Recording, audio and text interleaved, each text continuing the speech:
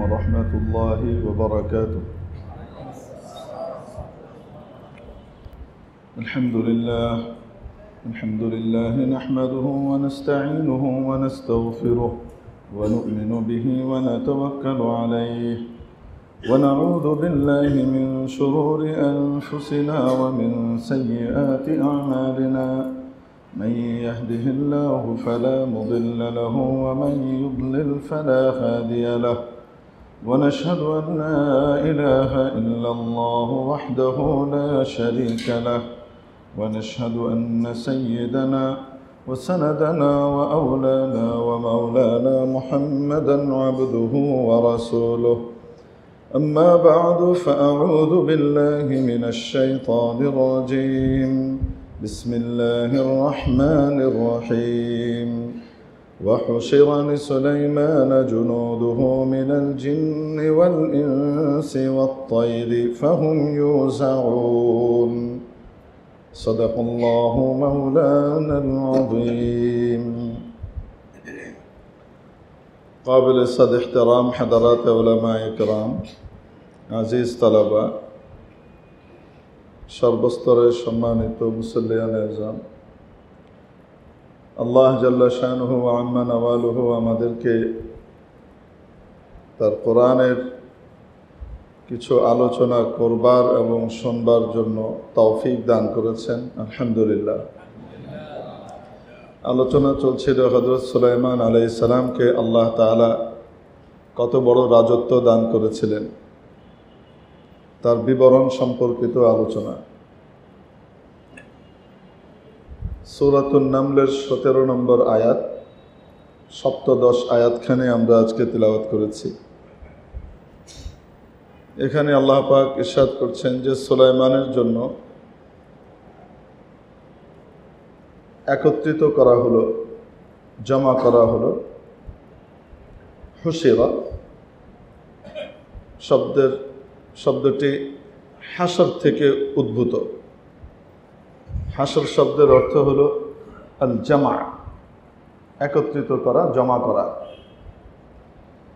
কোরআনে কারীমে আল্লাহ পাক ইরশাদ করেছেন অন্য জায়গাতে, ওয়া হাশারনাহুম ফালাম নুগাদির মিনহুম আহাদা। এদেরকে আমি একত্রিত করেছি এবং তাদের কাউকেই আমি ছাড়িনি, সবাইকে জমা করেছি। তো হাসর শব্দের অর্থটি হলো জমা করা, একত্রিত করা। এর আরেক অর্থ হলো জামাত, জামায়াত হয়েছে যারা, তারা। তো আল্লাহ পাক বলছেন যে সুলাইমানের জন্য একত্রিত করা হলো, জড়ো করা হলো। হুশিরা লিসুলাইমান জুনুদু, তার সেনাবাহিনীগুলোকে, তার বাহিনীগুলোকে জড়ো করা হলো। জুন্দ শব্দের অর্থ সেনাবাহিনী, জুনুদ সেনাবাহিনীর সমূহ, বাহিনীর সমূহ। জুন্দ মানে বাহিনী, আর বাহিনীর একজন সদস্যকে জুন্দি বলা হয়।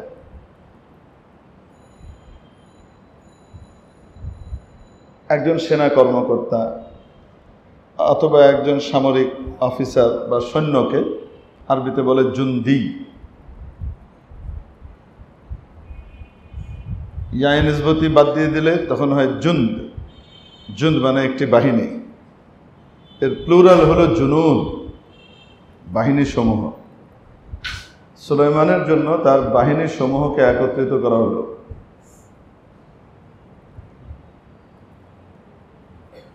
এই যে তাদেরকে একত্রিত করা হলো, ওনার ক্যান্টনমেন্টটা কত বড় ছিল? তাফসীরে কুরতুবীর ভিতরে লিখেছে ক্যান্টনমেন্টটা বেশি বড় ছিল না। মিআত ফারসাখ ফি মিআতিন, অর্থাৎ 100/100 ফারসাখ। প্রশ্ন হলো ফারসাখ কাকে বলে? আরবির অনেক বড় বড় অভিধান আছে, তোর মধ্যে অত্যন্ত গ্রহণযোগ্য এবং খুব সমৃদ্ধ বিশাল একটি অভিধান গ্রন্থ আছে, তাজুল আরুস, আল কামুসের ভাষ্য গ্রন্থ ব্যাখ্যা। ইমাম মজদুদ্দিন ফৈরুজাবাদী রহমতুল্লাহ আলাইহির লেখা আল কামুস অত্যন্ত বিখ্যাত একটি গ্রহণযোগ্য মূল অভিধান গ্রন্থ আরবিতে। তার ভাষ্য গ্রন্থ হলো তাজুল আরুস, বেশি না, মাত্র 42 খণ্ড।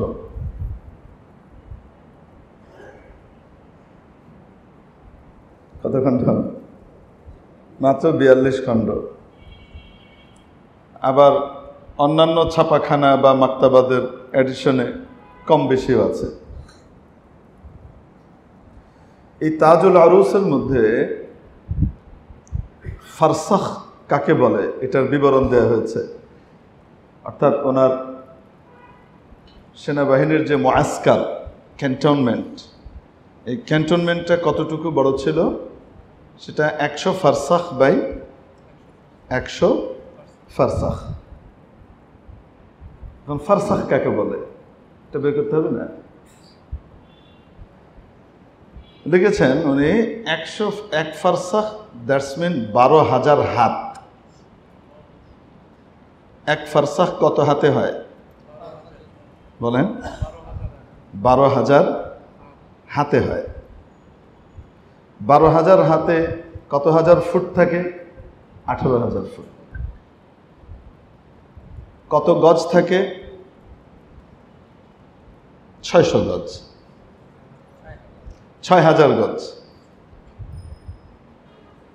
12,000 হাতে 18,000 ফুট। ফুটকে 3 দিয়ে ভাগ দেন, 18,000 ফুটকে 3 দিয়ে ভাগ দিলে কত চলে আসবে? গজ বেরিয়ে আসবে। কত গজ হলো? 6,000 গজ। এবার 6,000 গজকে 1760 গজে 1 মাইল হয়, সেই হিসেবে এটাকে ভাগ দেন। যা আসে সেটাকে আবার 5 দিয়ে ভাগ দিয়ে 3 দিয়ে ভাগ দিয়ে 5 দিয়ে গুণ দেন, তাহলে কিলোমিটার বেরিয়ে আসবে।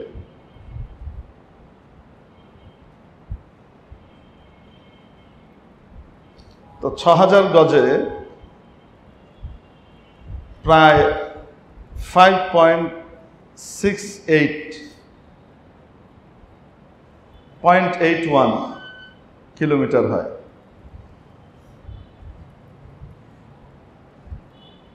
5.68 কিলোমিটার হয়। তার মানে প্রায় কত? প্রায় 6 কিলোমিটার, প্রায় 5.6 কিলোমিটার, 5.5 কিলোমিটারের উপরে, 5.6 কিলোমিটারের কাছাকাছি। এক ফারসাখ কত কিলোমিটার হিসাব করেন? 5.6 কিলোমিটার। এবার 100 ফারসাখ কত কিলোমিটার হবে? 650 কিলোমিটার, বেশি না। হেনতে চিটাগাং পার করে টেকনাফ গেলেও আপনার শেষ হবে না। এবার আপনি হিসাব করেন, ওনার ক্যান্টনমেন্টটা ছিল 650 kilometre by 650 kilometre, 550 kilometre by 550 kilometre. এটা ছিল ওনার কি? ক্যান্টনমেন্ট। এটা হলো একটা ক্যান্টনমেন্টের হিসাব। আর বিভিন্ন অঞ্চলে বিভিন্ন জায়গা কন্ট্রোল করবার জন্য সেখানে যে সেনাবাহিনীর ক্যান্টনমেন্ট ছিল সেগুলোর হিসাব ভিন্ন, ওগুলো বাদেই। এবার আসেন 100 ফারসাখ বাই 100 ফারসাখ, অর্থাৎ 650 বাই 650 কিলোমিটার এর ক্যান্টনমেন্ট। এর ভিতরে 4 ভাগের 1 ভাগ মানুষের জন্য, 4 ভাগের 1 ভাগ জিনদের জন্য, 4 ভাগের 1 ভাগ পাখিদের জন্য। তার মানে যুদ্ধের মধ্যে পাখির ভূমিকা অনেক বিশাল কিছু, অনেক বড় ব্যাপার। আজকে পৃথিবী প্রমাণ করছে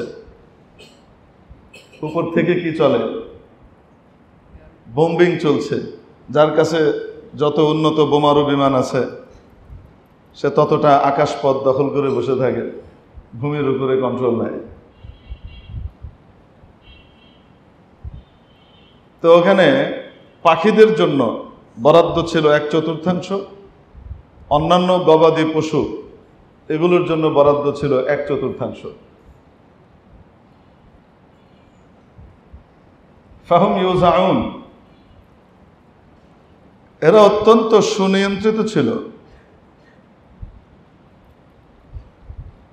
এদেরকে অত্যন্ত চমৎকারভাবে কন্ট্রোল করা হতো। সেনা শিবিরের কোনো সারির মধ্য থেকে কেউ আগে চলে যেতে পারতো না, কেউ পিছিয়ে থাকতে পারতো না, একদম সারিবদ্ধভাবে থাকতো। ইউজাউন শব্দটি ওয়াও জা আইন এই মাদ্দা থেকে উদ্ভূত। ওয়াজা, ওয়াজা শব্দের অর্থ হলো আল কাফ, আল মানা, আটকানো, বাধা দেয়া, নিয়ন্ত্রণ করা, কন্ট্রোল করা।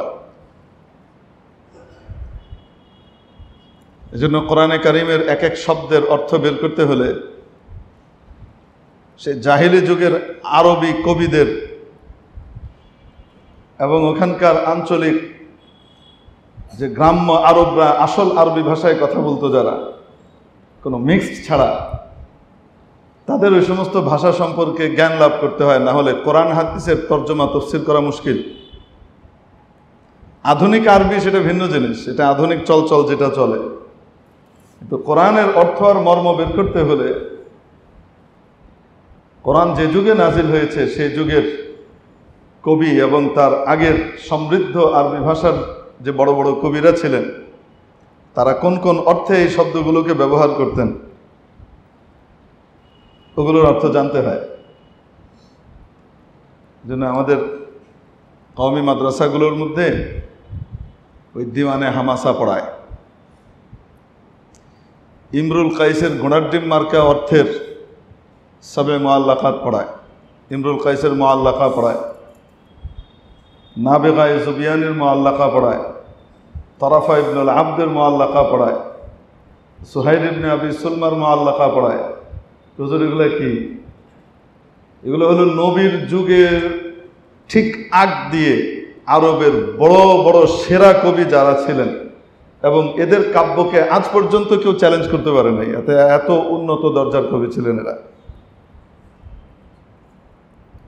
কোরআন যেমন সাহিত্যের মানে সর্বোচ্চ স্তরে উন্নীত, এজন্য কোরআন বুঝতে হলেও তাদের সেই পুরনো সাহিত্যের সাথে গভীর যোগাযোগ থাকতে হয়। শুধু আরবিতে ফটফট করে কিছু কথা বলতে পারলেই কোরআনের বড় আলেম হওয়া যায় না। কোরআনের বড় আলেম হওয়াটা অন্য জিনিস। আশা করি আপনারা কিছুটা বুঝতে পেরেছেন আমার কথা দিয়ে, খুব বেশি আমি বোঝাতে সক্ষম না হলেও কিছুটা আশা করি বুঝতে পেরেছেন। আমরা তো বড় আলেম মনে করি কাকে জানেন? যে খুব ভাইরাল হুজুর,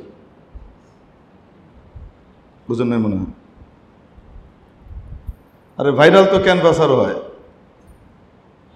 খুব ভালো করে একটা টপিক মুখস্থ করে ছেড়ে দিলে তো কি হয়ে যায়, ডেলিভারি হয়ে গেল। একটা সাবজেক্ট, দুইটা সাবজেক্ট, তিনটা সাবজেক্টে ডেলিভারি দিয়ে দিল খুব চমৎকার করে। বাকি শরীয়তের প্রতিটি শোভা, প্রতিটি ক্ষেত্র, প্রতিটি কোণা, এগুলো সম্পর্কে জ্ঞান অর্জন করা খুব চারটিখানি কথা না, অনেক অধ্যবসায় এবং সাধনা করা লাগে, অনেক পড়তে হয়। কি পরিমাণ পড়তে হয় কল্পনাই করতে পারবেন না আপনারা, আসলেই কল্পনা করতে পারবেন না কি পরিমাণ পড়তে হয়। কিছুটা বুঝতে হলে আমাদের মাদ্রাসাগুলো এখন একটু ভিজিট করেন, তাহলে গেলে টের পাবেন। বাচ্চাদেরকে আমরা ঘুম পাড়িয়ে দিচ্ছি, খবরদার 10:30টার পরে যেন কোনো লাইট না জ্বলে, সব ঘুমিয়ে পড়তে হবে।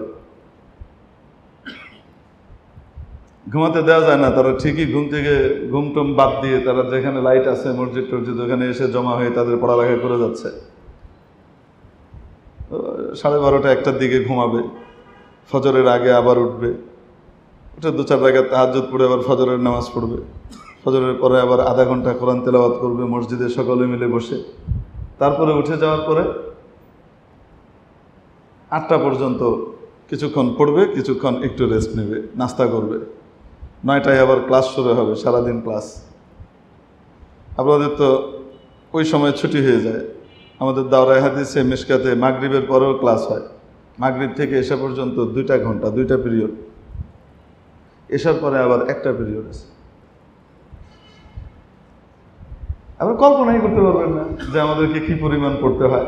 আপনারা তো মনে করেন কি করবে, মিলাদ পড়তে শিখতে এত দিন লাগে, কি 12-13 বছর লাগে মিলাদ পড়তে, মিলাদ শিখতে কি এত দিন লাগে নাকি? ফাহুম ইউজাউন, তাদেরকে ওয়াজা করা হতো। মা মা'নাল ওয়াজা? আপনি বাংলা অনুবাদ আর তর্জমা দেখবেন, সেখানে শুধু একটা মর্ম কথা লিখে দিছে। কারোটা সঠিক, কারোটা আবার ভুল তর্জমা, আন্দাজের উপরে লিখে দিছে কেউ, আবার কেউ খুব সঠিকভাবে বিবেচনা করে লিখেছে। ওয়াজা শব্দের অর্থ হলো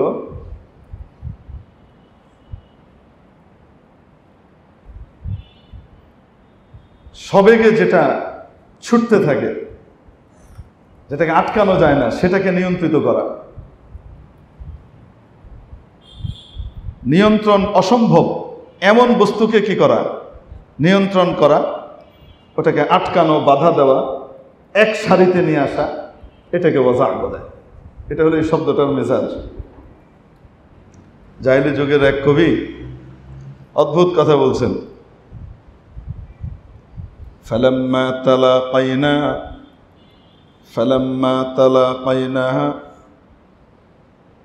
কি ঠিক তো মনেও নেই সব কিছু এখন।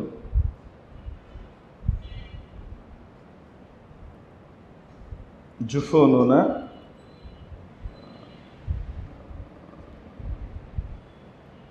তারপরে আছে হলো দুমুউন। আচ্ছা, ফালাম্মা তালাকাইনা জারাত মিন জুফুনিনা দুমুউন ওয়াজা'না গারবাহু বিল আসাবি'i। বন্ধুর সাথে যখন মিলন হলো দীর্ঘদিন পরে, তো বাদ ভাগা আবেগ এবং ভালোবাসায় অশ্রু প্রবাহিত হতে লাগলো। ওই যে দেখেন নাই, 16 বছর একজন বিয়ে হয়েছে, বিয়ে হওয়ার 8 দিনের মাথায় তাকে গ্রেপ্তার করে অন্যায়ভাবে ভিতরে ভরে রেখেছিল। আর তার সেই নতুন স্ত্রী 16 বছর অপেক্ষা করেছে, তালাকও নেয় নেই, অন্য জায়গায় বিয়ে করার জন্য যায়ও নাই, 16 বছর অপেক্ষা করেছে। এই 16 বছর মানে তো 16,000 বছর। 16 বছরে যেহেতু সে তালাক নেয় নেই অন্য জায়গায় বিয়ে করার জন্য, সে তো জানতো না যে 16 বছর পরে তার কি হবে, স্বামীর মুক্তি হবে। সেটা কি জানতো? সে জানতো না। তো ও তো 2041 পর্যন্ত মেয়াদ ছিল, স্বপ্ন তো 41 পর্যন্ত। তখন 24 থেকে 41, 16-র সাথে আরো যোগ করেন কত বছর হয়। 16 বছর পরে বিপ্লব এলো, নিরপরাধ মুক্তি পেল। এই স্বামী যখন বাড়িতে ফিরে স্ত্রীকে দেখেছে, তাদের এই মিলনটা কেমন হবে কল্পনা করে দেখেন আপনি। দেখা সাক্ষাৎটা, এই চোখের পানি কি আটকে রাখা যায়? এই ব্যথা, ভালোবাসা, এই বিরহ এবং মিলন, এই অদ্ভুত সম্পর্ক এবং আবেগের কারণে চোখ থেকে যে অশ্রু নামে, এটা তো বাঁধ ভাঙা অশ্রু। এটাকে নিয়ন্ত্রণ করা যায়? নিয়ন্ত্রণ করা যায় না। তো কবি সেটা বলছেন। এই ভালোবাসার বিষয়ে ওই 1500 বছর আগেও ছিল। ফালাম্মা তালাকাইনা, যখন আমার সাথে তার কি হলো, দেখা হলো, জারাত মিন জুফুনিনা, আমাদের চোখ থেকে প্রবাহিত হতে লাগলো দুমুউন, অশ্রুধারা। ওয়াজা'না গারবাহা বিল আসাবি'i, কিন্তু কান্নাটা আমরা একে অপরকে দেখাতে চাচ্ছি না, চোখের পানি তো বেরিয়ে আসছে। তো কি করছিলাম জানো? তখন আঙুল দিয়ে চোখের পানির যে ধারা, এটা কিভাবে মুছে ফেলছিলাম, এভাবে আটকাচ্ছিলাম, এভাবে কি করছিলাম? আটকাচ্ছিলাম। ওয়াজা'না, আটকাচ্ছিলাম। বিল আসাবি'i, গারবাহা বিল আসাবি'i, আসাবি'i মানে আঙ্গুল, আঙুলগুলো দিয়ে ওটাকে আটকাচ্ছিলাম। তাহলে ওয়াজা শব্দের অর্থ কি? এটা নিয়ন্ত্রণহীন, নিয়ন্ত্রণ করা সম্ভব না, এটা এমন, কিন্তু সেটাকেও কি করা? আটকানো এবং সুবিন্যস্ত করা, এটার নাম কি? ওয়াজা। হযরত সুলাইমান আলাইহিস সালামের সেনাবাহিনী কত বিশাল ছিল! শুধু যদি মানুষ হতো তো একটা কথা ছিল, জিন তাদেরও বিশাল বাহিনী, পাখির বিশাল বাহিনী, গরু, গাধা, ঘোড়া, মোষ, উট, এগুলারও বিশাল বাহিনী। এই সবগুলোকে ফাহুম ইউজাউন, আল্লাহ বলেন ওয়াহুশির আলী সুলাইমান জুনুদু, সুলাইমানের বাহিনীগুলোকে একত্রিত করা হলো। বাহিনীতে কি কি ছিল?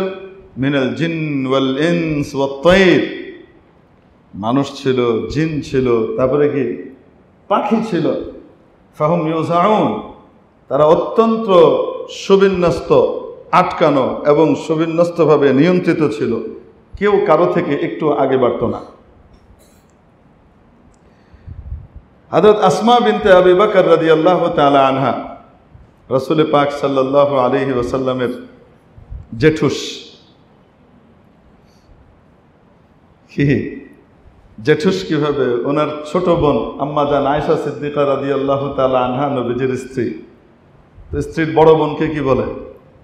জেঠুস বলে না? আমাদের এখানে কোনো কোনো এলাকায় বলে জেঠাস, এভাবে বলে। ওনার থেকে বর্ণিত হাদিস আছে,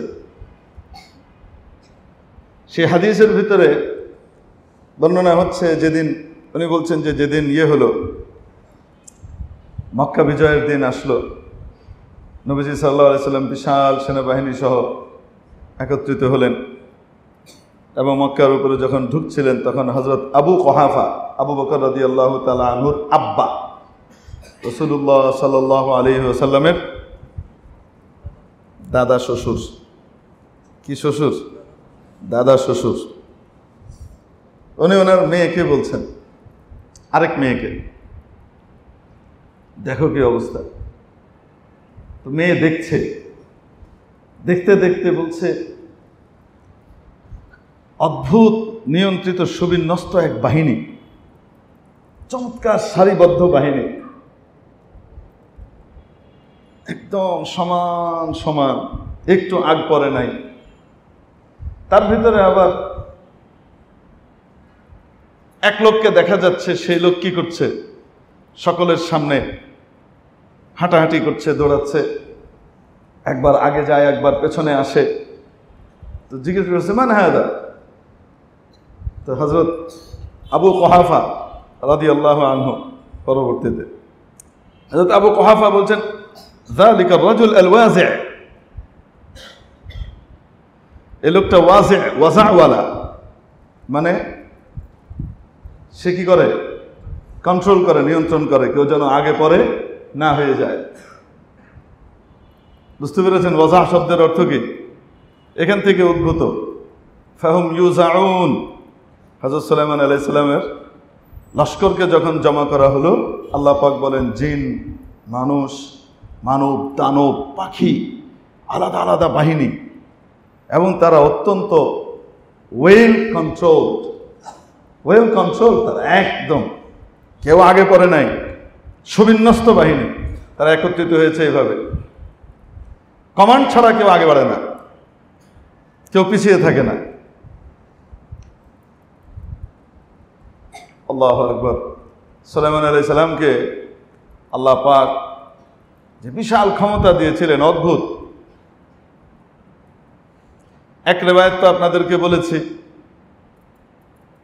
500 আলেম থাকতেন ডানে, 500 আলেম থাকতেন বামে, ডান দিকে জবুরের 500 জন আলেম থাকতেন মানুষের মধ্যে, আর বাঁ দিকে থাকতেন কত? 500 জন কিসের মধ্যে? এগুলো তো নর্মালি। কিন্তু যখন উনি সেন্ট্রাল সংসদ কল করতেন, সারা পৃথিবী চালাইতেন না, তো সারা পৃথিবীর সকলকে যখন একত্রিত করতেন, সেটার জন্য আলাদা এক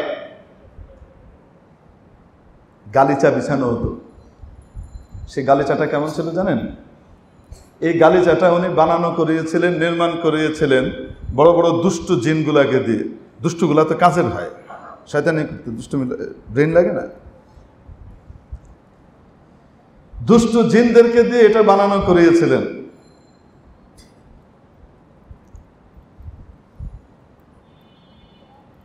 এই বিশাল যে গালিচাটা উনি বানিয়েছিলেন, সেই গালিচাটা ছিল ফারসাখ ফি ফারসাখ, অর্থাৎ 6.5 kilometre by 6.5 kilometre, 6.5 kilometre by 6.5 কিলোমিটারের একটা গালিচা, কোনো মাঝখানে ভাঙ্গা টাঙ্গা নাই। এবার বলেন তো দেখি, এইরকম গালিচা বানানোর জায়গাটা কত বড় দরকার? আর কি দিয়ে বানানো ছিল? মোটা রেশমের সুতোর ভেতরে সোনার তার। রাজত্ব কাকে বলে তো সুলাইমানকে দেখতে হবে আলাইহিস সালাম। 6.5 কিলোমিটার বাই 6.5 কিলোমিটার একটা গালিচা, সেটা কি দিয়ে বানানো? জি, মোটা রেশম, ইব্রিসিম, এর ভেতরে কি দেওয়া? ফি যাহাব, তার ভিতরে সোনার তার দিয়ে বানানো। এই বিশাল গালিচা বিছানো হতো। হযরত সুলাইমান আলাইহিস সালামের জন্য আলাদা বিশাল এক সোনার সিংহাসন দেওয়া হতো। কি থাকতো? সোনার সিংহাসন। 3000 সোনা এবং রূপা দিয়ে তৈরি গর্জিয়াস সোফা। কয় হাজার? 3000। সোনার সোফাগুলাতে নবীরা বসতেন, রূপার সোফাগুলাতে আলেমরা বসতেন। এখন তো আমরা দেখতে চাই মৌলবি যত ফৈন্নির পুত ফৈন্নি হইব, এটা ভালো। মৌলবীর কাছে টাকা থাকবে কেন? হুজুর তো দুনিয়াদার হয়ে গেছে, উনি খালি টাকার পেছনে ছোটেন। ওই তুই কি পেছনে ছুটস? তুই কি এর পেছনে ছুটস? তোমার বাড়িটা তো জবরদস্ত মার্বেল দিয়ে বানাইতে হয়, তোমার ইটালি থেকে মার্বেল আনা লাগে। গ্রানাইট এখানকার ওখানকার গ্রানাইট দিয়ে চলে না, তোমার এখান থেকে ওখান থেকে জার্মানি থেকে গ্রানাইট আনা লাগে না। আর মোল্লার বাড়ি যাও যে তুমি সবসময় কি থাকবে? ভাঙ্গা খুপড়ি ওরম থাকবে না।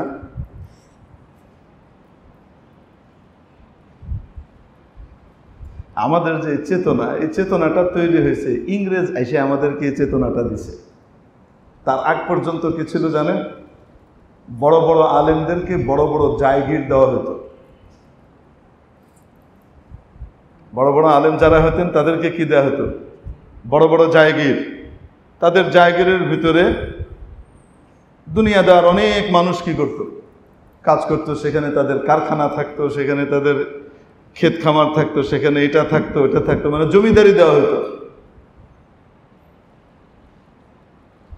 ইংরেজ এসে এই জমিগুলাকে সব কি করেছে? তো আলেমরা কি করতেন? শুধু নিজেরা চলতেন খেতেন তা না, তাদের এখানে অনেকে বর্গা নিয়ে কি করত? চাষবাস করত, ফার্মার হইতো। তারা তাকে কি করত? খাজনা দিত বা তার কাছে যা কিছু জড়ো হতো, এগুলো দিয়ে ওনারা নিজেরা শুধু চলতেন তা না, জনহিতকর বহু কাজ করতেন। বড় বড় সরাইখানা করতেন, রাস্তার দুই পাশে বড় বড় সরাইখানা, সারায়া বলতো আরবিতে, মুসাফিরখানা করতেন। এগুলোর ভিতরে ফ্রি মুসাফিররা আসবে, থাকবে, খাবে, মুসাফিরদের খেদমত। জমানা একটা ছিল ওইটা। ইংরেজ সবকিছু কেড়ে নিয়ে রাষ্ট্রীয় মেইন স্ট্রিম থেকে তাদেরকে দূরে সরিয়ে তার সিলেবাস যেটা সে চালু করেছে তাদেরকে সে উপরে উঠানো শুরু করেছে। বেশি না, 190 বছর, 47-এর পরে আজকে আরো প্রায় 75 বছর, তাই না? কত হলো? 250 বছর। এই 250 বছরের চিত্র কেমন হয়েছে? ভালো মুসলমান, নামাজি মুসলমান, নেককার পরহেজগার মুসলমান, তার মনের কামনা মৌলবি থাকবে নোংরা গান্দা পচা ফকির মার্কা একটা বাড়ির ভিতরে। কোনো মৌলবীকে যদি আল্লাহ পাক টাকা পয়সা দিয়ে দেন, উনি দুনিয়াদার হয়ে গেছেন আর উনি জান্নাতি আর দিনদার হয়ে গেছেন।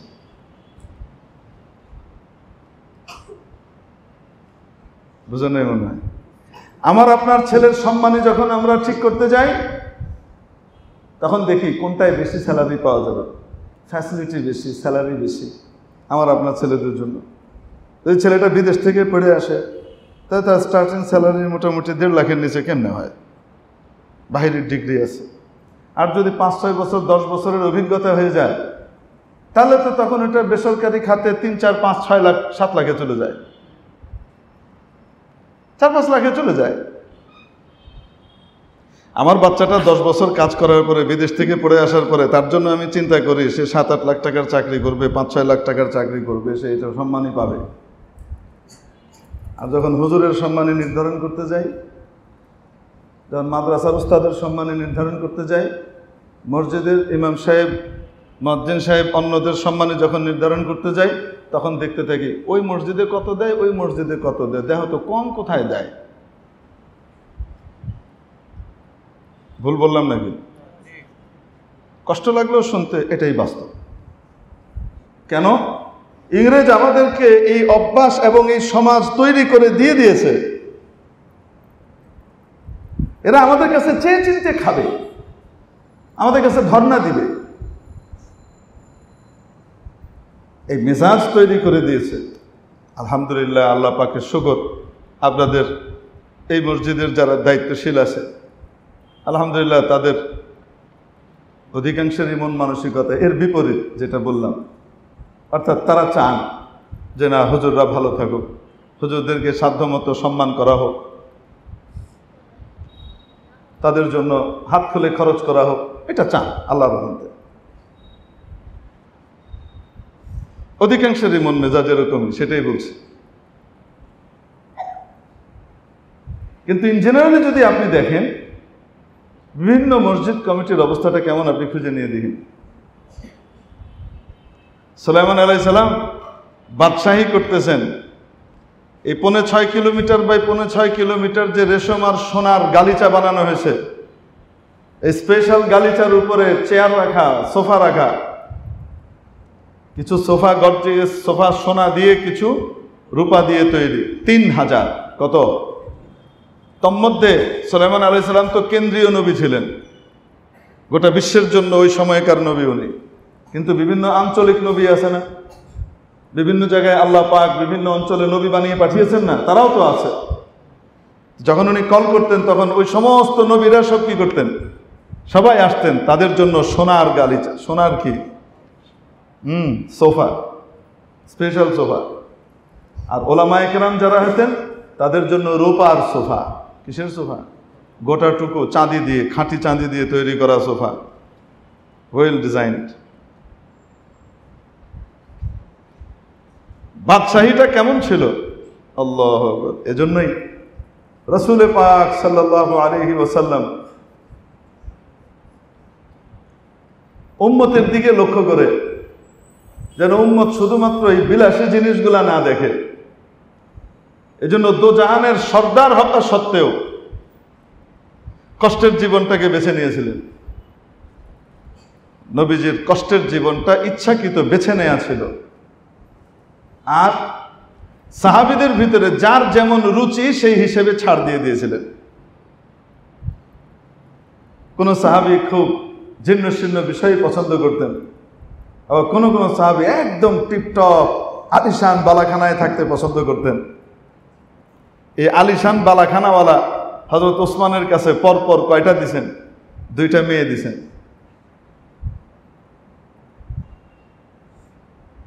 আবার মাঝামাঝি ভাবে থাকতে পছন্দ করেন, হযরত আলীর কাছে এক মেয়েকে দিছেন। 2 রকমেরই আমল নবীজির বিদ্যমান আছে। উম্মতের ভিতরেও আপনারা যারা দিনদার হবেন তাদের প্রত্যেকের রুচি একরকম হবে না। কেউ খুব সাদা সিধা থাকতে পছন্দ করবে, কারো রুচি খুব টিপটপ ভাবে থাকা, কারো রুচি মাঝামাঝি ভাবে থাকা। 3 রকমেরই নজির সাহাবীদের ভিতরে আছে। হযরত আবু যর গিফারি একদম জীর্ণ শীর্ণ স্বাভাবিক থাকতে পছন্দ করতেন। হযরত ওসমান ইবনে আফফান, আব্দুর রহমান ইবনে আউফ খুব ঠাটের সাথে থাকতে পছন্দ করতেন। হযরত আবু বকর মাঝামাঝি থাকতে পছন্দ করতেন। এজন্য রাসূল সাল্লাল্লাহু আলাইহি ওয়াসাল্লাম বলেছেন, আসহাবি কান নুজুম, আমার সাহাবীরা আকাশের নক্ষত্র তুল্য, বিআইয়িহিম ইক্তাদাইতুম ইহতাদাইতুম, যাকেই অনুসরণ করবা তোমার রুচি যার সাথে মিলে পরিপূর্ণ ফলো করো, হেদায়েত পেয়ে যাবা। সুলাইমান আলাইহিস সালামের রাজত্বটা কেমন ছিল? 1000 সবচেয়ে দামি কাঠ এবং গ্লাস দিয়ে তৈরি মহল ছিল। কত মহল? 1000 মহল ছিল, দামি কাঠ, তার ভিতরে টানা গ্লাস। এখন খুব গ্লাসের চল চলছে না আধুনিক যুগে। কাঠ দিয়ে নির্মিত, তার ভিতরে কি এখান থেকে ওই পাশ ট্রান্সপারেন্ট, সব দেখতে পায় গ্লাস। গ্লাসের ভিতরে কোনো ভাঁজ নাই, জোড়া নাই। এরকম মহল ছিল কয়টা? 1000। বিবি ছিল 300, 700 ছিল মাদি। এই 1000-এর জন্য আলাদা আলাদা মহল। তারপরেও আল্লাহ পাক বলেন, আমার বান্দা সুলাইমানকে দেখো, এত কিছু পাওয়ার পরেও আমার ডিউটিটা ঠিকই মনে রেখেছে, ভুলে নাই। আল্লাহ পাক আমাদেরকে যে কোনো অবস্থায় থেকে আল্লাহকে স্মরণ করবার তৌফিক দান করেন। যদি আল্লাহ অর্থ না দিয়ে থাকেন তখনও আল্লাহকে স্মরণ করব। বিশাল ব্যবসা বাণিজ্য, শিল্প কারখানা সহকারে বিরাট কিছু আল্লাহ দিয়েছেন, তখনও আল্লাহকে স্মরণ করতে হবে। আল্লাহ পাক সাহাবীদের প্রশংসা করে বলছেন, রিজালুন লা তুলহিহিম তিজারাতু ওয়ালা বাইউন আন যিকরিল্লাহ। এরা এমন কিছু মানুষ যাদেরকে তাদের ব্যবসা বাণিজ্য, তাদের কাজ কারবার, এগুলো আল্লাহর জিকির আর স্মরণ থেকে বাধা দিতে পারে না, আটকাতে পারে না। এটাই শরীয়তে মুহাম্মাদের সবচেয়ে সুন্দর ইয়ে। প্রত্যেকের রুচি অনুযায়ী আল্লাহ মডেল আর নমুনা দিয়ে দিয়েছেন। ফলো করো, জান্নাতে যাও। যে অবস্থায় থাকো, কাকে মনে রাখো? আল্লাহকে মনে রাখো। আল্লাহ পাক আমলের তৌফিক দান করেন। সুবহানাল্লাহি বিহামদিহি, সুবহানাকাল্লাহুম্মা বিহামদিক, আশহাদু আল্লা ইলাহা ইল্লা আনতা আস্তাগফিরুকা ওয়া আতুবু ইলাইক।